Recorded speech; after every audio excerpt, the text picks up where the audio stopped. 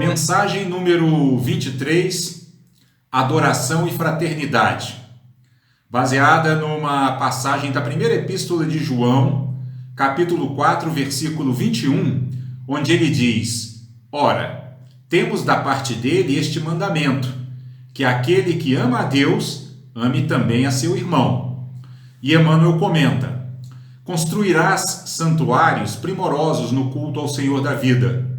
Pronunciarás orações sublimes, exaltando-lhe a glória excelsa. Tecerás com cintilações divinas a palavra comovente e bela com que lhe definirás a grandeza. Combinarás com mestria os textos da Escritura divina para provar-lhe a existência. Exibirás dons mediúnicos dos mais excelentes, de modo a falares dele com eficiência e segurança às criaturas irmãs. Escreverás livros admiráveis, comentando-lhe a sabedoria. Comporás poemas preciosos, tentando ornamentar-lhe a magnificência. Clamarás por ele em súplicas ardentes, revelando confiança e fidelidade. Contudo, se não amas a teu irmão por amor a ele, Pai amoroso e justo, de que te vale o culto filial, estéril e egoísta? Um simples pai de família, no campo da humanidade imperfeita, alegra-se e dilata-se nos filhos que, em lhe compreendendo a dedicação, se empenham no engrandecimento da própria casa, através do amparo constante aos irmãos menos felizes. Incontestavelmente, a lealdade de tua fé representa o perfume de alegria nas tuas relações com o Eterno Senhor. Mas não ouvides que o teu incessante serviço na plantação e extensão do bem é a única maneira pela qual podes realmente servi-lo. Seja qual for a igreja em que externas a tua reverência à majestade divina, guarda, pois, a oração por lâmpada acesa em tua luta de cada dia, mas não te esqueças de que somente amparando os nossos irmãos inexperientes e frágeis, caídos e desditosos, é que de fato honraremos a bênção de nosso Pai. Então vejam que a mensagem, ela fala de adoração, que significa o ato de prestar um culto a um ser superior, né, a um Deus, né, ou venerá-lo, e fala também de fraternidade, né, que é a manifestação de amor, benevolência, simpatia, ternura e afeição por todos os seres indistintamente, né? Ou seja, Emmanuel aqui nos traz uma reflexão onde ele mostra que o amor a Deus é inseparável do amor às criaturas, né, que emanaram deste Criador Supremo, dessa inteligência suprema. Não há como dizermos que amamos a Deus se não expressamos esse amor, essa adoração, em gestos de compaixão, de altruísmo, de abnegação em relação aos nossos irmãos de humanidade e também em relação a todos os demais seres do planeta Terra e do universo, que são também emanações da mesma divindade da qual nós nos originamos, né? Então, essa passagem da Epístola de João, reparem que ele diz: Ora, temos da parte dele este mandamento, que aquele que ama a Deus ame também a seu irmão. O que João está fazendo aí, né, nessa passagem? João, que era um dos discípulos, dos 12 discípulos que conviveram diretamente com Jesus, nessa passagem da sua primeira epístola, ele chama a nossa atenção para o fato de que não existe amor a Deus sem fraternidade e não existe também fraternidade sem amor a Deus, porque vejam, da onde é que brota esse sentimento fraterno, né? Da onde é que brota esse sentimento que nos motiva a ter compaixão pelos seres, né? Ele brota exatamente de quando a nossa mente desenvolve o olhar da inseparatividade, né? O olhar da sabedoria, que percebe que todos temos uma origem comum e por isso todos somos irmãos, como já nos diz o cristianismo desde o seu surgimento lá na época da sua do seu cultivo, né, mais primitivo, ali nas origens mesmo, o cristianismo já dizia, né, todos são irmãos, todos provêm de uma mesma fonte, todos têm, portanto, o mesmo potencial de despertar espiritual dentro de si, né, a mesma semente divina para ser cultivada e desenvolvida ao longo das inúmeras reencarnações, né, que nos servem como verdadeiras escolas de aprendizado espiritual, né? Então, a verdade é essa: a verdadeira adoração a Deus, ela se manifesta por meio da fraternidade, né? E a fraternidade, ela brota em nossos corações como expressão de um profundo amor ao Criador, né? Então é disso que Emmanuel nos fala nessa mensagem, é por isso que ele deu esse título de adoração e fraternidade, para nos mostrar, né, partindo dessa passagem da Epístola de João, que são duas manifestações inseparáveis, né? O amor ao Criador e o amor aos seres, né, que fazem parte da criação, né?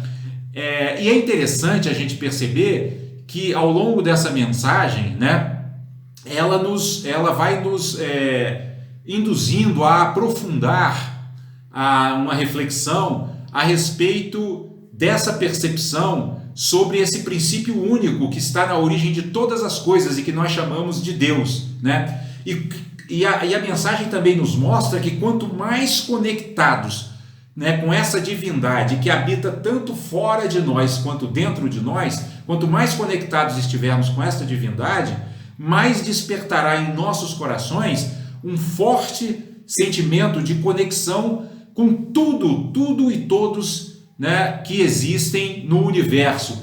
O sentimento que é comumente também chamado de inseparatividade, né? À medida em que essa adoração ao Ser Supremo se intensifica em nossos corações e nossas mentes, o sentimento também de inseparatividade vai se tornando cada vez mais forte, né, em nosso mundo interior, e nós vamos a cada dia mais desenvolvendo a sabedoria da igualdade, né, onde cuidar do outro é a mesma coisa que cuidar de nós mesmos, né? E é assim que nós vamos desenvolvendo a percepção que também é muito conhecida como pertencimento, né? Ou seja, nós vamos nos vendo como seres que pertencem a uma grande família universal, né, a qual tem por dever espiritual cooperar, né, uns com os outros, né? E é por isso que Emmanuel vai dizendo em seus comentários, né, ao texto de João, que se os nossos corações eles não estiverem, né, mergulhados, embebidos, né, nesse sentimento de benevolência, ternura e afeto por todos os seres indistintamente, de nada valerá as nossas expressões de adoração ao Criador, né? O que Emmanuel quer dizer nessa mensagem é o seguinte: toda e qualquer expressão de adoração a Deus, né, de adoração ao Criador, ela só tem valor real na medida em que ela se manifesta como compaixão e amor ao próximo, né? Então, o que Emmanuel nos diz, e ele elenca aqui uma série bem longa, né, de exemplos. Ele nos diz, por exemplo, que de nada valerá construirmos santuários primorosos, pronunciarmos orações sublimes, tecermos palavras comoventes e belas, exaltarmos os textos das Escrituras Sagradas, exibirmos excelentes dons mediúnicos, escrevermos livros admiráveis, compormos belos poemas ou clamarmos pela presença divina com súplicas ardentes e preces magníficas. Tudo isso de nada valerá se não houver de nossa parte a expressão de um sentimento forte, né, de conexão com todos aqueles que compartilham conosco, né, esse campo da vida no processo de evolução infinita, né? Emmanuel, inclusive, ele é bastante direto e bastante incisivo ao falar sobre esse aspecto da necessidade, né, absolutamente essencial de manifestarmos fraternidade para com tudo e para com todos, que ele chega a dizer aqui que se não amarmos a todos os seres da criação igualmente, Nossa reverência ao Criador não passará de um culto estéril e egoísta. Olha as duas palavras que ele utiliza aqui para dizer que o culto ao Criador, que não se manifesta por fraternidade a todos os seres, ele é estéril e egoísta, né? Ou seja, estéril, nós sabemos muito bem o que significa, né? Ou seja, algo que não produz frutos, né? Algo que não produz o resultado esperado. Por quê? Porque o resultado esperado de uma verdadeira e sincera adoração a Deus é a manifestação da fraternidade, é a manifestação de um coração amoroso e compassivo, né? Sem isso, nós ficamos, né, sem essa manifestação de compaixão e amorosidade, nós ficamos presos nos muros do ego, né, que é o que Emmanuel chama aqui de culto egoísta, né? E aí o nosso culto, né, a nossa adoração ao Criador, ela se torna, como ele mesmo diz aqui, algo infecundo, né, que ele chama de estéril, ou seja, algo que não produz qualquer fruto, algo que não produz nenhum resultado, né? É por isso, né, que na sequência ele diz que a lealdade de nossa fé representa o perfume de alegria de nossas relações com o Eterno Senhor. Mas não podemos esquecer que o nosso incessante serviço na plantação e extensão do bem é a única maneira pela qual podemos realmente servi-lo. Ou seja, em outras palavras, né, o que se espera de um sincero cultuador da divindade, né, de um sincero cultuador de Deus, é o serviço ao próximo, né? Essa é, na verdade, a grande adoração que podemos praticar no mundo, né? No campo da vida, né? A verdadeira adoração que Deus de nós espera e que os mestres espirituais também de nós esperam é o serviço ao próximo, né? Porque esse serviço ao próximo é que transforma a nossa fé, né, é que transforma a nossa adoração em algo fértil, em algo frutífero, em algo benéfico, em algo produtivo, para nós e para todos aqueles que nos cercam, né? Jesus, ele diz numa das passagens do seu evangelho que aquele que quiser ser o primeiro no reino dos céus seja o servidor de todos na terra, né? Então vejam, primeiro no reino dos céus significa aquele que quiser evoluir espiritualmente tem que incorporar em sua mente e em seu coração o espírito de serviço, de prestação de serviço. E o que é prestação de serviço no sentido evangélico? É o reconhecimento e atendimento das necessidades nossas e dos demais seres, né? É conseguirmos transcender a cegueira dos nossos desejos e penetrar na profundidade de nossas reais necessidades, sobretudo de nossas reais necessidades espirituais. E Emmanuel, quando conclui o seu ensinamento, ele deixa isso muito claro, porque ele conclui nos conclamando a que guardemos a oração por lâmpada acesa em nossa luta de cada dia, mas sem nos esquecermos de que somente amparando os nossos irmãos inexperientes e frágeis, caídos e desditosos, é que de fato honraremos a bênção de nosso Pai. Isso lembra, pessoal, o tema do capítulo 15 do Evangelho segundo o Espiritismo. Fora da caridade não há salvação. Por quê? Porque é só a prática da caridade, que nada mais é do que esse serviço a que Emmanuel nos convoca nessa mensagem, é só essa prática da caridade que nos levará a transcender as muralhas do nosso ego, né, do nosso auto-interesse, né? Nós só superaremos nosso auto-interesse, nosso isolamento egoísta, praticando esse serviço ao próximo, né? Praticando essas qualidades, né, chamadas no budismo de qualidades incomensuráveis, do altruísmo, né, da compaixão, do amor e da equanimidade, né? É quando nós deixarmos de ter preferências por um ou por outro e passarmos a amar todos indistintamente, né, a desejar o bem, a aspirar pelo bem de todos indistintamente, é que realmente conseguiremos transcender as fronteiras do nosso ego.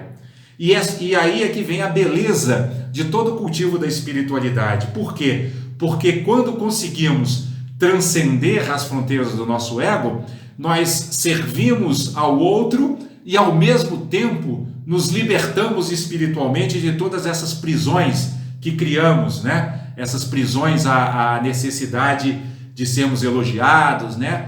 a temermos a crítica, a nos defendermos da perda, a querermos sempre ganhar, enfim, essa prisão que tanto conhecemos bem. Quando transcendemos, né, as fronteiras do ego, nós não só beneficiamos o outro, mas o maior beneficiado acaba sendo nós mesmos, porque ao transcendermos a fronteira de nosso ego, rompemos com todas as barreiras que nos causam aflição e sofrimento e que nos aprisionam nessa ilusão do autointeresse, nessa ilusão do egocentrismo, que é a grande prisão para a libertação da qual todos os caminhos espirituais apontam, inclusive o caminho cristão, quando Jesus nos diz: conhecereis a verdade e a verdade vos libertará.